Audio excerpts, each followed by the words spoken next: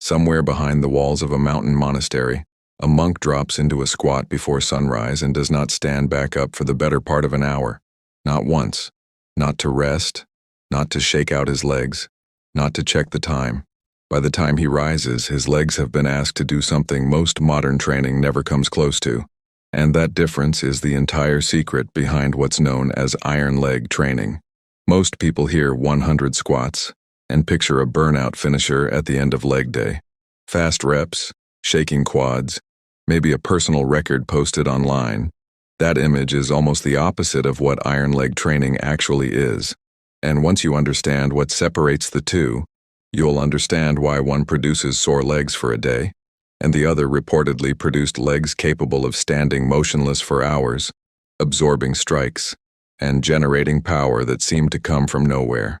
Here's the belief worth questioning first. Most strength training today assumes that intensity means adding weight, adding speed, or adding reps until failure. Heavier is harder. Faster is harder. More total volume is harder. That's the logic behind nearly every modern leg program.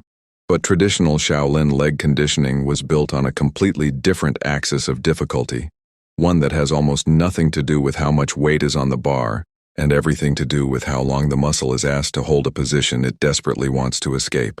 That axis is called isometric endurance, and it's the quiet mechanism running underneath almost every story about monks who could hold a horse stance for what sounded to outsiders like an impossible length of time. An isometric hold is a position where the muscle is under load, but the joint isn't moving. No up, no down, just sustained tension.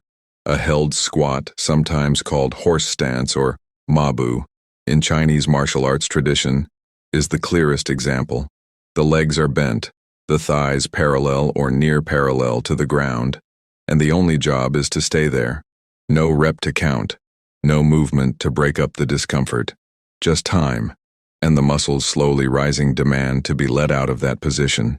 Compare that to a typical bodyweight squat routine, where 100 reps means 100 brief moments of tension separated by 100 small moments of relief. Every time the hips rise back toward standing, the quads get a partial break.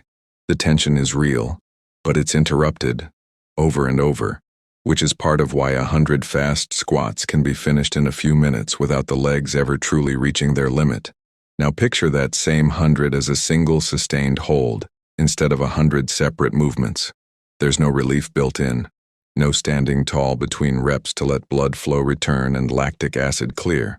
The muscle sits in the demand zone continuously, and the body has no choice but to recruit deeper, adapt faster, and eventually build a tolerance for sustained tension that fast, broken-up reps never come close to requiring. This is the first crack in the assumption that 100 squats always means the same thing. The number was never really the variable that mattered. Duration under unbroken tension was. But duration alone doesn't explain why this particular training produced legs described across generations of martial arts lore as unnaturally stable. Legs that could root a fighter to the ground so firmly that pushing them over became nearly impossible.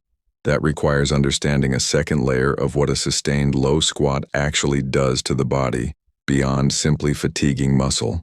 Holding a deep squat for an extended stretch of time doesn't just tax the quadriceps. It forces the entire kinetic chain, ankles, knees, hips, and the deep stabilizing muscles around the spine, to coordinate continuously without the natural reset that comes from standing up between reps.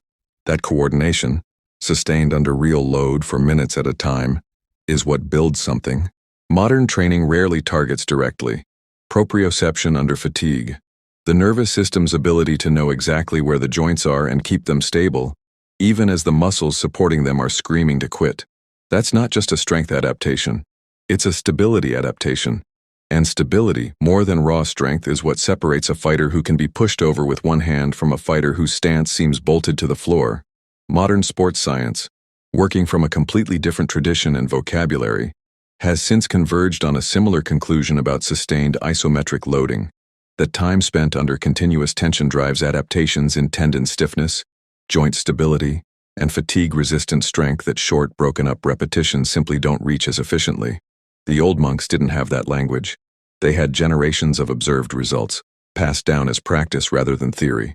But the underlying mechanism they were training toward, without ever naming it that way, lines up with what's now understood about why sustained tension builds a different kind of strength than repeated interrupted movement. Here's where the story gets more specific and more demanding than most people expect. Traditional accounts of Shaolin leg training describe practitioners building up their horse stance hold time gradually, sometimes over years, starting with a minute or two and slowly extending toward much longer durations as the legs adapted. This wasn't rushed. It couldn't be. Isometric endurance at this level isn't something willpower can force in a single session. The tissue itself and the nervous system's tolerance for sustained discomfort has to be built layer by layer, the same way callus builds on skin exposed to repeated friction. That gradual buildup matters because it explains something that trips people up when they first hear about this training. Why doesn't everyone just go try to hold a deep squat for 20 minutes tomorrow and get the same result? The answer is that the body doesn't adapt to a demand it's never been exposed to in smaller doses first. Jump straight to an extreme hold with no foundation, and the likely outcome isn't iron legs. It's simply failure, shaking, and a nervous system that has learned nothing except that the position is unbearable. The secret was never just hold a squat a long time. It was building tolerance to that demand in a structured, escalating way that let the body actually adapt instead of just suffer. This is also where the 100 in iron leg lore starts to make more sense as something other than a literal rep count. In many traditional descriptions, the number wasn't 100 fast movements. It referred to sustained practice sessions, repeated day after day, sometimes counted symbolically rather than as a literal single-session target. The number carried weight as a symbol of consistency and discipline as much as a literal prescription. What actually built the legendary leg strength wasn't a single brutal session. It was the compounding effect of daily exposure to sustained tension, accumulated over months and years, each session adding a small layer onto the last. That reframe changes what this training actually demands from someone attempting it today. It was never really testing raw willpower in a single sitting. It was testing whether someone could show up, day after day, and tolerate a small, honest dose of real discomfort, consistently enough for the adaptation to compound into something extraordinary. There's a third piece to this, one that explains why this particular training was tied so closely to combat readiness rather than just leg size or leg endurance in the abstract. A sustained deep squat doesn't just build muscular endurance.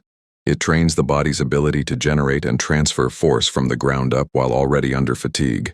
The exact condition a fighter is in during the middle or end of a real confrontation, when the easy energy is gone and what's left is whatever the legs can still produce. Most training builds strength or power when the body is fresh. Iron leg training, by its very design, builds the ability to still be strong, still be stable, and still generate usable power after the legs are already exhausted from minutes of sustained tension. That's a fundamentally different capacity than fresh state strength, and it's much closer to what actually matters when a confrontation drags on longer than the first few seconds. This is likely part of why traditional accounts link iron leg conditioning so tightly to rootedness and stance work, the ability to stay balanced and immovable even when pushed, pulled, or struck. A stance built on fatigued state stability isn't just strong. It's stable in exactly the conditions where stability actually gets tested. There's also a mental dimension to this training that rarely gets discussed with the same weight as the physical mechanism, even though practitioners consistently describe it as the harder half of the practice.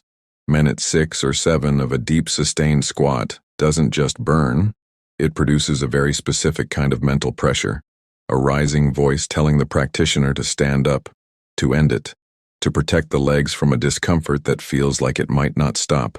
Learning to stay present inside that pressure without flinching, without breaking form, without shortening the hold even by a few seconds, is its own trained skill.